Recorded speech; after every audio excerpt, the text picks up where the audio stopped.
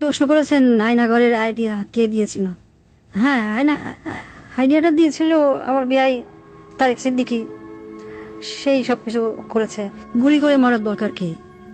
Crossfire দিলে বেশি লোক জানাজানি হচ্ছে, সমালোচনা বেশি হচ্ছে। সেদিন থেকে শুরু হলো এই নতুন পরীক্ষামূলক পরিকল্পনা। একটা ছোট্ট ঘর, 3.5 বাই 3 ফিট, ওইখানে নিজের কোথাও ভালোভাবে শোনা যায় না। হ্যাঁ, আমরা প্রথমে কিছু বিরোধী নেতাকে তুলে আনলাম, এই বিএনপি, জামাত, ছাত্র শিবির, ছাত্রদল, কিছু সাংবাদিক। ওদের দেখা হলো সেই আয়না ঘরে। প্রথমে কয়েকদিন ওরা দেয়ালে ঘুষি মারতো। আমাকে ভিডিও কলে দেখানো হলো, ভিডিওতে আমাকে দেখানো হলো ওরা দেয়ালে ঘুষি মারতো, দোল্লা ঠেলে বেরোনোর চেষ্টা করছে। তারপর কিছুদিন দেখি শুধু উপরের দিকে তাকিয়ে থাকে। তারপর এক সময় ক্লান্ত হয়ে শুধু উপরের দিকে তাকিয়ে থাকতো। প্রথম কিছুদিন কেউ বুঝতে পারতো না কতটা সময় গেছে, কয়দিন তাদের আটকটা হয়েছে।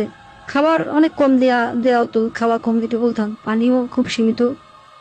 কেউ কেউ নিজের আয়নায় নিজের প্রতিবিম্বকে দেখে শত্রু মনে করত, নিজেকেই আক্রমণ করা শুরু করলো।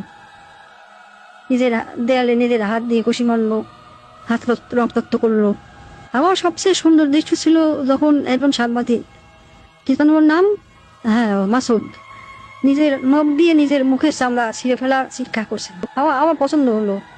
সারা দেশে আরো বেশ কিছু এরকম আয়নাঘর বানালাম। যুদ্ধপরাধী রাজাকার ছেলে মেয়েদের সেখানে বন্দি করতে বললাম। মাঝে মাঝে 2-1জনকে ছেড়েও দিতাম। ফিরে এসে কেউ কিছুই বলতো না, ওইভাবে বলে দিয়েছিলাম যেন কেউ মুখ না খোলে। ব্যাস, সাপও মরলো না, লাঠিও ভাঙলো না। মানুষ ভাবলো যান বাঁচাতে স্বেচ্ছায় আত্মগোপন করেছিল, কিন্তু আমার আসল শক্তি ছিল প্রচারণায়। আমার দলের নেতাকর্মীরা, তারাও এই ব্যাপারটা বিশ্বাস করতে পারে। সত্যকে আমরা এমনভাবে ধামা চাপা দিয়েছি, কেউ বিশ্বাসই করতে পারছে না আয়নাঘর আসলে ঘর বলতে সত্যি কিছু ছিল।